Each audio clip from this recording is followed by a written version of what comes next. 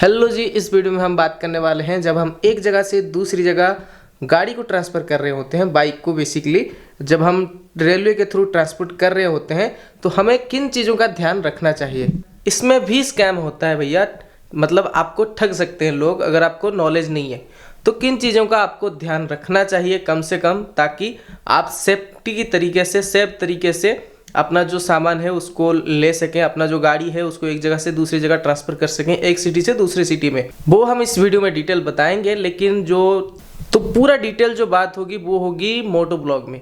आज हम बात करने वाले थे कि जब आप एक शहर से दूसरे शहर बाइक ट्रांसफ़र कर रहे होते हैं रेलवे के थ्रू, तो आपको किन चीज़ों का ध्यान देना चाहिए। तो इसमें मैं अपना एक्सपीरियंस बताऊंगा। रिसेंटली मैंने पुणे से भुवनेश्वर एक बाइक लेके आया हूँ ट्रेन के थ्रू। तो मैं कैसे लेके आया, क्या फॉर्मेलिटीज़ थी, क्या डॉक्यूमेंट्स थी, और जो स्कैम की बात मैं कर रहा था वीडियो के स्टार्टिंग में वो कैसे हो सकता है, वो मैं आपको डिटेल बताता चलूँगा उसी में एक्सपीरियंस के साथ। हाल ही में मैंने शिफ्टिंग किया है, अभी कुछ 10-15 दिन पहले पुणे से भुवनेश्वर गाड़ी लेके आया हूँ। अब इसमें क्या था, पुणे टू भुवनेश्वर जो डायरेक्ट ट्रेन आती है, एक आती है वीकली ट्रेन। रेगुलर ट्रेन जो आती है वो मुंबई से आती है। जो ट्रेन मुंबई से आती है उसमें जगह नॉर्मली खाली नहीं रहता है, वो फुल होता है, क्योंकि और भी गाड़ियाँ लोग ले रहे हैं तो उसमें जनरली फुल रहता है। तो मैंने क्या किया था, मेरा टिकट था पुणे टू भुवनेश्वर एक्सप्रेस में, उस गाड़ी में मेरा टिकट था, मैं खुद आ रहा था उस गाड़ी में, और मुझे बाइक भी उसी गाड़ी से भेजना था। तो मैंने क्या किया, लगभग 4 दिन पहले मैं गया स्टेशन। मैंने वो सामने की तरफ एक पार्किंग है जहाँ पर गाड़ियाँ पार्किंग होती है रेलवे स्टेशन के पास में, मैं वहाँ पर पूछ लिया था कि कहाँ पर ये पैकिंग वेकिंग सब होती है रेलवे के बाइक पार्सल के लिए। तो उन्होंने मुझे सामने का काउंटर दिखाया कि यहाँ पर ये सब होता है। तो मैं गया तो वहीं सामने की तरफ ही मुझे एक आदमी मिल गए। उस दिन मैं बेसिकली गया था इंक्वायरी के पर्पज़ से, और मुझे मेरे एक दोस्त ने बोला था कि अगर हो सके तो बुकिंग भी करके आ जाना, क्योंकि रेलवे में टाइम लगता है पार्सल लेने में, तो उनका जब खाली होगा तभी वो भेजेंगे, इसलिए अगर मिल सके, अगर हो सके तो बुकिंग करके भी आ जाना। तो मुझे बुकिंग का मतलब ये लगा कि टिकट विकेट काट के आ जाना, बाइक तुम जब चाहो तब दे सकते हो, ये सोच के मैं गया था। तो रेलवे काउंटर में जब मैं गया तो वहीं पर सामने का आदमी मुझे मिल गए जो बाइक का पैकिंग कर रहे थे। तो मैंने उनसे सिर्फ इतना पूछा कि भैया आप पैकेजिंग का कितना चार्ज लेते हो।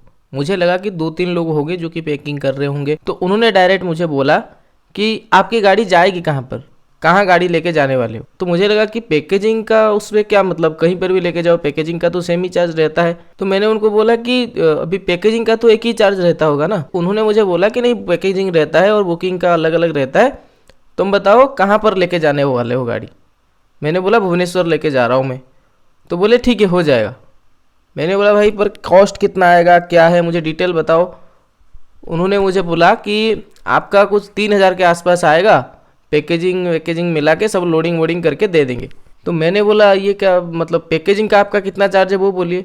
वो बोले कि नहीं, आपको कुछ नहीं करना होगा, आप सिर्फ गाड़ी लेके आइए, हम पैकेजिंग कराएंगे, हम लोडिंग कराएंगे, हम वहाँ पर अनलोडिंग भी करा के देंगे, मतलब जहाँ पर आपका गाड़ी उतरेगा वहाँ पर अनलोडिंग भी करा के देंगे, आपको कोई टेंशन नहीं लेना है, आप सिर्फ आपका बाइक लेके आइए। तो मैंने बोला डॉक्यूमेंट क्या क्या लेके आना है। उन्होंने बोला आपका ओरिजिनल आरसी, गाड़ी जिसके नाम पर है उसका आधार कार्ड, आपका बाइक हम उसी ट्रेन में जो वीकली एक ट्रेन जाता है उसी में भेज देंगे। मैंने बोला वो दूसरे ट्रेन में हो पाएगा क्या। उन्होंने बोला नहीं, उसमें खाली नहीं रहता है, उसमें नहीं हो पाएगा, इसमें हो जाएगा। फिर मैंने उनको डिटेल पूछा कि भैया मुझे ये बताओ कि पैकेजिंग का आप कितना चार्ज करते हो, रेलवे कितना लेगा, और मेरे बाइक का वैल्यू आप क्या डालने वाले हो रेलवे की पर्ची में।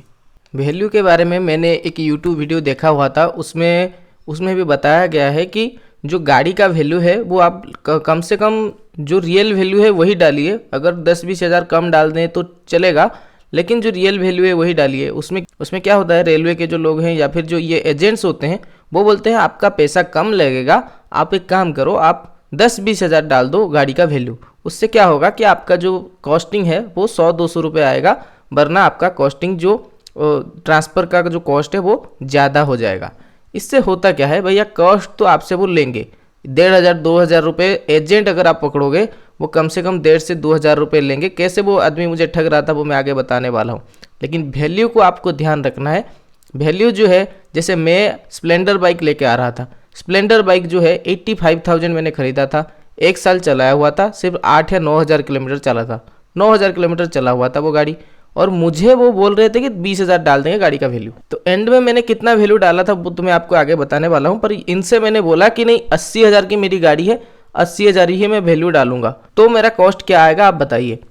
उसी 80,000 के वैल्यू के हिसाब से उन्होंने मुझे बोला कि 31 से 3200 तक चला जाएगा आपका कॉस्टिंग, उससे ज़्यादा नहीं जाएगा। 3000 से 3200 तक जाएगा, उससे ज़्यादा आपका कॉस्टिंग नहीं जाएगा। अब जो वैल्यू है वो बार बार आपको समझाएंगे कि आपके पास ज़्यादा पैसा है क्या, हम आपका पैसा बचा रहे हैं, क्यों आप रेलवे को ज़्यादा पैसा देना चाहते हैं, आपका कोई फ़ायदा नहीं है। हम लोग इतने दिन से काम कर रहे हैं, आज तक रेलवे में कभी कोई चोरी वोरी नहीं हुआ, हालांकि होता भी नहीं है, मोस्टली होता नहीं है, लेकिन फिर भी जो वैल्यू जो है वो इम्पोर्टेंट क्यों है। अगर कुछ हो गया गाड़ी का, मतलब ट्रेन का कुछ एक्सीडेंट हो गया या कुछ भी हो गया जिसकी वजह से आपका गाड़ी आपको नहीं मिल पाता है, आपके पास डॉक्यूमेंट है सारा जो रेलवे ने दिया था, जो पर्ची वर्ची दिया है वो सब कुछ आपके पास है, लेकिन आपका गाड़ी आपको नहीं मिल रहा है, रेलवे आपको नहीं दे पा रहा है, तो उस केस में क्या होता है कि रेलवे आपको गाड़ी का जो वैल्यू आपने आप उसके पर्ची में डाला था वही आपको दे देगा।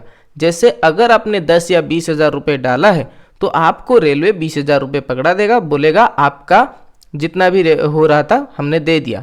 जबकि आपका गाड़ी कम से कम 1 लाख का तो होगा ही अगर EMI पे लिया होगा, तो क्यों आप अपना 700-800 रुपये 500-600 रुपये बचाने के लिए क्यों अपना इतना बड़ा लॉस करना चाहते हैं, 60-70 हज़ार का लॉस करना चाहेंगे। वो लोग बोलेंगे कि आपका पैसा हम बचा रहे हैं। अरे भाई 500-600 रुपये बचा के क्या कर लोगे तुम, गाड़ी अगर चला गया तो, हालांकि जाता नहीं है, मोस्टली कुछ प्रॉब्लम आता नहीं है इंडियन रेलवे में, फिर भी इंश्योरेंस के जैसा ये एक चीज़ है।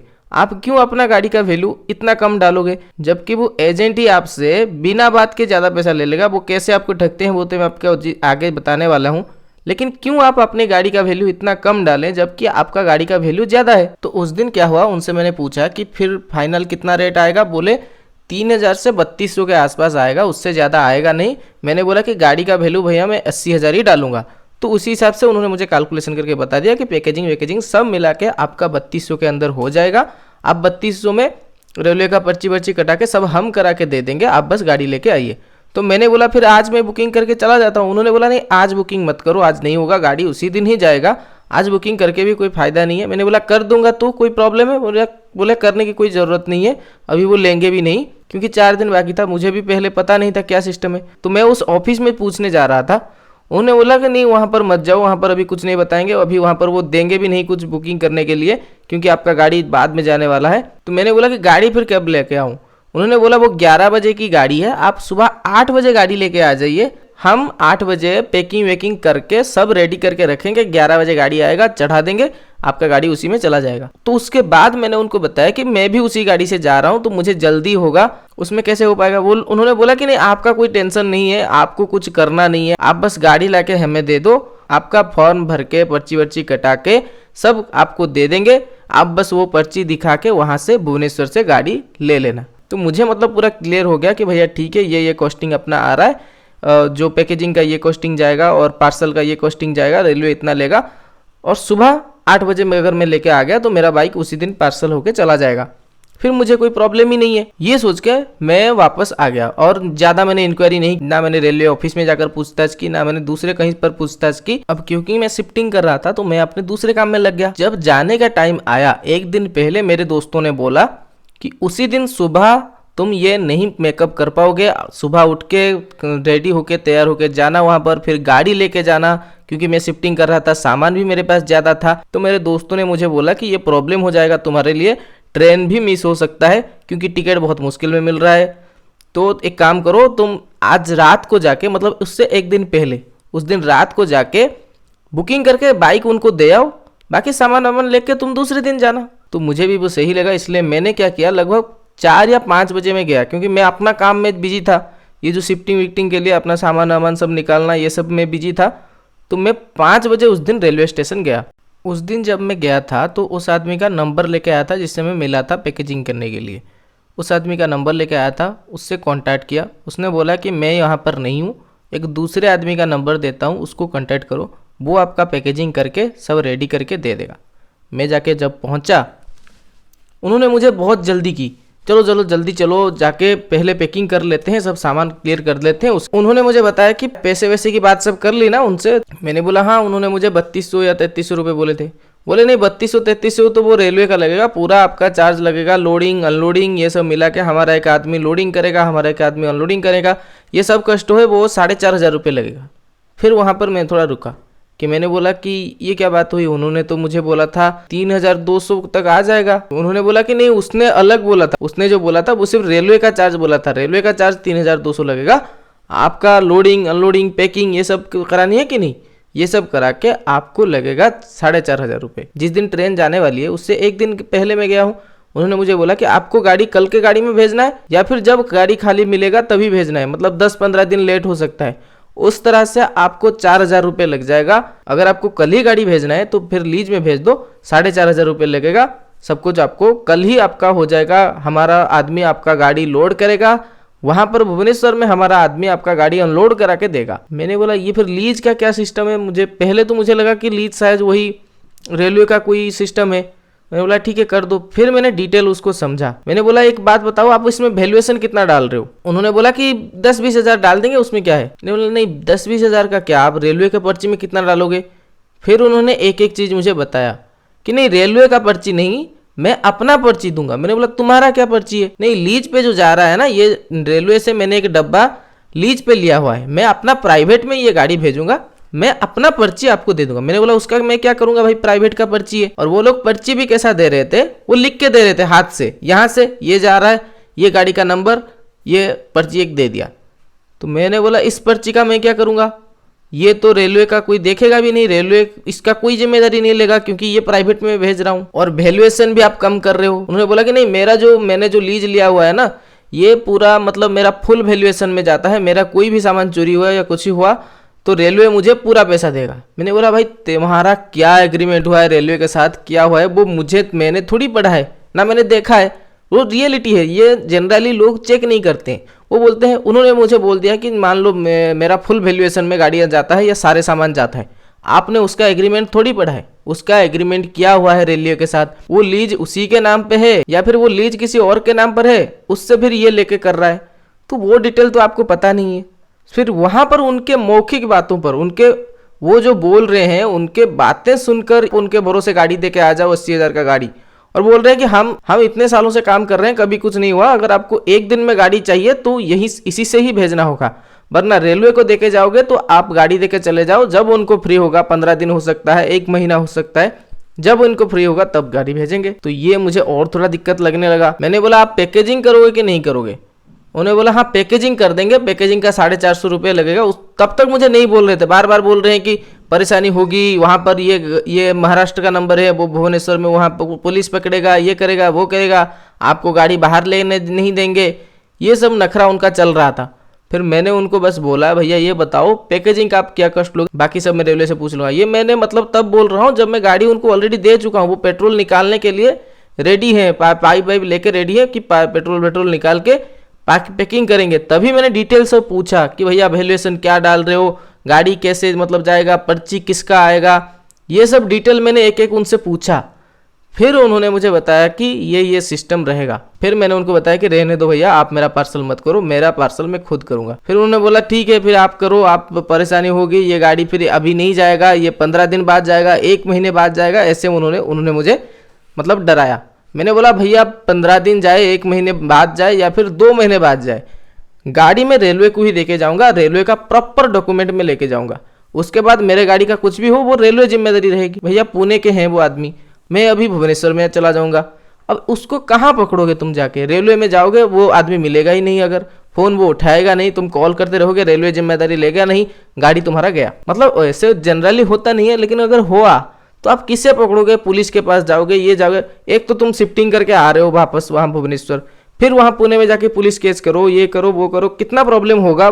थोड़ा अगर आप वहाँ पर कॉन्शियस नहीं होंगे तो आप खुद सोचिए कि कितना आपको प्रॉब्लम बाद में झेलने को पड़ सकता है। तो इस तरह से वो लोग लूटने का काम कर रहे हैं। और एक चीज़ भी देखिए, उस आदमी ने मुझे क्या बोला था, उसने बोला था उसी दिन सुबह लेके आ जाना गाड़ी, उसी दिन सुबह, जैसे 11 बजे की गाड़ी है, 8 बजे लेके आ जाना। अब 8 बजे मान लो लेके मैं आ भी जाता, उसको आधा घंटा लेट हो जाता आने जाने में, मतलब मैं जा रहा हूँ ये कर रहा हूँ, इसमें आधा घंटा लेट हो जाता, या फिर मुझे अगर आधा घंटा लेट हो जाता, फिर जब मुझे ये वो बताता कि इस तरह का सिस्टम है, इस तरह का ये है, मतलब जहाँ से मैं रहता हूँ रेलवे स्टेशन वहाँ से 1 घंटे की दूरी है, वहाँ से फिर आता तो 1 घंटा उसमें भी चला जाता। और फिर जब मुझे वो बताता ऑलरेडी लेट हो रहे हो, फिर जब वो मुझे बताता कि 4,500 लगेगा या 5,000 लगेगा वरना नहीं होगा, तब मैं क्या करता, तब तो भैया मजबूरी है, आपको तो करना ही पड़ेगा। पैसा तो मुझसे लेते वो, लेकिन मेरा काम सही से नहीं होता और गाड़ी के लिए टेंशन मेरा अलग से वो बढ़ा देते। सो फाइनली उन्होंने मना कर दिया कि हम आपका गाड़ी नहीं भेजेंगे, आप खुद ही भेजो। फिर मैं रेलवे के ऑफिस में गया, पहले तो गाड़ी लेके पार्किंग में लगाया, फिर रेलवे के ऑफिस में गया, उनसे पूछा कि मैं उसी गाड़ी से जा रहा हूँ जिसमें मेरा गाड़ी भेज रहा हूँ, तो क्या सिस्टम रहेगा, कैसे मैं भेजूँ। उन्होंने मुझे फिर बताया कि देखो अगर आप उसी गाड़ी में जा रहे हो तो गाड़ी तो पहले ले आओ, उसका पैकेजिंग कराओ, पैकेजिंग कराने के बाद उसका एक बुकिंग होगा, बुकिंग करने के बाद रेलवे का जो अमाउंट आएगा वो वहाँ पर दे देना, उसके बाद आपको वो एक पर्ची दे देंगे, उसी से आपका गाड़ी उसी दिन में चला जाएगा। मतलब चांस है, उन्होंने भी ये क्लियर नहीं बोला कि चला जाएगा उसी में, उन्होंने बोला कि चांस है, क्योंकि आप लगेज एज ए लगेज लेके जा रहे हो, क्योंकि आप पार्सल में नहीं भेज रहे हो, उसी गाड़ी में आप खुद जा रहे हो, तो चांस है कि उसी में चला जाएगा। वरना क्योंकि अभी बहुत सारे गाड़ियाँ बुकिंग हो गई हैं तो इसमें टाइम लग सकता है, हो सकता है कि अगले हफ्ते की गाड़ी में जाए। तो अभी मैंने कितना गलती कर दी देखो, तो डायरेक्ट अगर मैंने रेलवे से बात की होती तो भी मुझे इतना प्रॉब्लम नहीं होता। अब मैंने क्या किया, अब मैं गाड़ी लेके आया और सीधे पैकेजिंग के लिए लेके गया। पैकेजिंग के लिए जो लोग वहाँ पर कर रहे थे उन लोगों ने भी मुझे फिर बार बार समझाया, अरे भैया वो डराने शुरू कर, अरे भैया कैसे लेके जाओगे, ये प्रॉब्लम होगी, वो लेंगे गाड़ी, ये लोग चढ़ाएंगे नहीं, वो हम नहीं बोलते हैं गाड़ी चढ़ाने के लिए, हम तो पहले अपना गाड़ी चढ़ाएंगे जिसका हमने लिया है, आपका गाड़ी पहले क्यों चढ़ाएंगे। इस तरह से वो लोग मुझे डराने लगे, आपका गाड़ी कम से कम 15 दिन 1 महीना यहीं पर रहेगा। तो मैंने तब तक तय कर लिया था, अब चाहे गाड़ी 15 दिन रुके या 1 महीना रुके या 2 महीना, गाड़ी प्रॉपर रेलवे के डॉक्यूमेंट पर ही भेजूंगा। और वैल्यूएशन में 80,000 डालने का तय कर लिया था। उन्होंने मुझे बार बार डराया कि देखो गाड़ी में आपको प्रॉब्लम आ जाएगा, ये आ जाएगा, वो आ जाएगा। फिर मैंने बोला आप वो सब छोड़ो, मेरा गाड़ी पैकिंग करके दो। उन्होंने क्या किया, पेट्रोल मेरा निकाला, मेरे कम से कम 3-3.5 लीटर पेट्रोल था, सारा उन्होंने निकाला। बोला कि जब रेलवे का डायरेक्ट पैकेजिंग हम करते हैं उसमें पेट्रोल हम खुद रख लेते हैं, आपको नहीं देते हैं। मैंने बोला ठीक है आप पेट्रोल रख लो, 350 कम से कम 350-400 रुपये का पेट्रोल उन्होंने ले लिया। अब क्या हुआ, पेट्रोल लेने के बाद फिर पेट्रोल उससे सही से नहीं निकाला, पैकिंग कर दिया। अब जब मैं बुकिंग के लिए गया वहाँ पर उन्होंने देखा कि गाड़ी स्टार्ट नहीं होना चाहिए, लेकिन गाड़ी मेरा स्टार्ट हो रहा था। फिर उन्होंने बोला उसको लेके घूमो, गाड़ी को चलाओ। वो पैकिंग किया हुआ गाड़ी फिर मैं लेके घूमा, उस वक्त लगभग 1 घंटा घुमाऊँ उसको मैं पकड़कर। बोले कार्बोरेटर में तेल है, कार्बोरेटर में तेल है तो इतना देर थोड़ी चलेगा, क्योंकि मैंने उनके थ्रू नहीं भेजा तो उन्होंने तेल ठीक से नहीं निकाला था, फिर वहाँ पर प्रॉब्लम है। तो आप पहले क्या करो, एक तो पेट्रोल उसमें बिल्कुल कम रखो, मतलब अगर आप गाड़ी भेज रहे हो तो पहले से निकाल लो, किसी दुकान पे जाओ, पास वाले किसी दुकान में, वहीं पर निकाल के दे दो। 1 लीटर से भी कम से कम आधा लीटर रखो। अगर रेलवे स्टेशन के पास में है आपका घर फिर तो आधा लीटर से भी कम रखो, अगर दूर है तो फिर आप अंदाजे से कितना लगता है अंदाजे से रखो, 1 लीटर तक रखो। अगर फिर ज़रूरत पड़ी तो डाल देना 50 रुपये के, उसमें क्या जाता है, लेकिन कम रखो तेल उसमें। तो वहाँ पर वो फिर गाड़ी स्टार्ट हो रहा था, वहाँ से भी प्रॉब्लम हुआ, फिर गाड़ी को घुमा घुमा के लगभग 1 घंटा मैंने वहाँ पर घुमाया है कि पेट्रोल ख़त्म हो जाए। फिर जब पूरा पेट्रोल ख़त्म हो गया, मतलब गाड़ी स्टार्ट नहीं हो रहा था, तब मैं वहाँ पर ला के दिया, फिर एक फॉर्म फिलअप किया। वहाँ पर उन्होंने मुझे बोला कि वैल्यूएशन कितना डालोगे। मैंने बोला मैं पूरा 80,000 डालना चाहता हूँ। उन्होंने बोला कि नहीं 80,000 नहीं डाल सकते, कम डालो। मैंने बोला कम से कम तो 50,000 डालूंगा, उससे कम नहीं डालूंगा। फिर मैंने 49,000 डाला उसका वैल्यूएशन। 49,000 डाल के मैंने फिर बुकिंग कराया और उसका मुझे कॉस्ट आया पुणे टू भुवनेश्वर 2917 2,917 रुपये, ये कॉस्ट आया 50,000 वैल्यूएशन डालने के बाद। और पैकेजिंग का उन्होंने लिया मुझसे 450 रुपये, जबकि उन्होंने जो पर्ची दिया मुझे, पैकेजिंग का जो बिल दिया, उसमें उन्होंने 343 लिखा था, मतलब उसका कॉस्टिंग है 343 रुपये, जो कि रेलवे लिखता है, लेकिन वो लोग वहाँ पर 100 रुपये ज़्यादा ले रहे हैं। तो मैंने वो भी देखा, चलो यहाँ पर इतना झगड़ा करने का कोई फायदा नहीं है, गाड़ी तो मैं लेके ही जा रहा हूँ। टोटल मेरा लगभग 3500 से 3600 तक खर्चा आया। अब आप सोच रहे होंगे कि इतना कॉस्ट तो आ ही जाता, वो लोग 4,000 बोल ही रहे थे। अब इसमें प्रॉब्लम क्या है सोचो, वो जो मेरा पेट्रोल निकाल के ले गए 350-400 रुपये, तो अगर मिलाओ तो 4,000 ही हो ही जाता। पहली चीज, मैं उनके भरोसे गाड़ी दे के आता, उनके भरोसे जब गाड़ी दे के आओगे तो वो लोग क्या डॉक्यूमेंट भर रहे हैं, क्या डाल रहे हैं, आपको कुछ नहीं पता है। अगर उन्होंने कुछ प्रॉब्लम किया तो वो आपको झेलना पड़ेगा, और वो लोग फ़ोन नहीं उठाएंगे। आप उनको फ़ोन करते रहोगे, वो लोग फ़ोन नहीं उठाएंगे। वो जो मेंटल टेंशन आप देते रहोगे। अभी मैं खुद करके आया, मैंने सारे डॉक्यूमेंट देखा, मैं पर्ची लेके आया, अब मुझे कोई टेंशन नहीं है, मैं आराम से गाड़ी में बैठ के जा रहा हूँ, मेरा गाड़ी रेलवे को मैंने दे के आया हूँ। दूसरा, 4,000 जो उन्होंने मुझे कॉस्टिंग बोला था, उन्होंने मुझे बोला था कि 10,000 रुपये आएगा, और पेट्रोल भी वो निकाल लेते हैं। ऐसे नहीं कि जब रेलवे के थ्रू भेजते हैं तो वो पेट्रोल निकाल के वही ले लेते हैं, क्योंकि पैसे एक बार आपने उन्हें दे दिया फिर वो अपना नखरा शुरू कर देते हैं, पेट्रोल हम ले लेंगे, ये नहीं करेंगे, वो नहीं करेंगे, ऐसा नहीं करेंगे, वो नहीं करेंगे।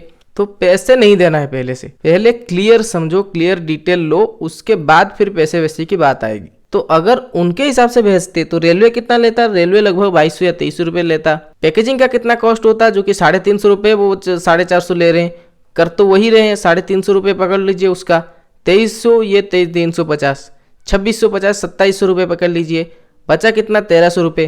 1300 रुपये लेता कौन, एजेंट वाले लेते, रेलवे नहीं लेता। उसके बाद जो टेंशन देते वो अलग, फ़ोन नहीं उठाते वो अलग, गाड़ी अगर कुछ प्रॉब्लम हो जाती मुझे कितना मिलता, 10,000 रुपये। तो ये प्रॉब्लम आती।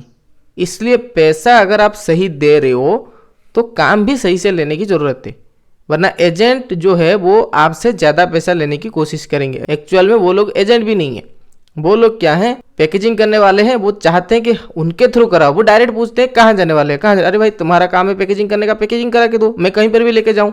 इन चीज़ों को अगर आप ध्यान नहीं देंगे तो आपके साथ स्कैम हो सकता है। इसमें स्कैम मतलब क्या, आपका गाड़ी का अगर कुछ प्रॉब्लम हो गया ना, आप मेंटल टेंशन में आएंगे, पुलिस के चक्कर में पड़ेंगे तो और टेंशन में आएंगे, एंड में आप वो छोड़ देंगे, गाड़ी चलो जाओ, ऐसा प्रॉब्लम आ सकता है। इसलिए पहले से प्रिकॉशन ले लो, खुद करो, खुद समझो जाके, और एक दिन पहले करो, उसी दिन जाओगे तो प्रॉब्लम में फंस जाओगे। सो मेरे ख्याल से इसमें से आपको कुछ नॉलेज मिल गया होगा, आपको पता चल गया होगा कि सिस्टम कैसा रहता है। So this is the end of the video, thanks for watching, thank you.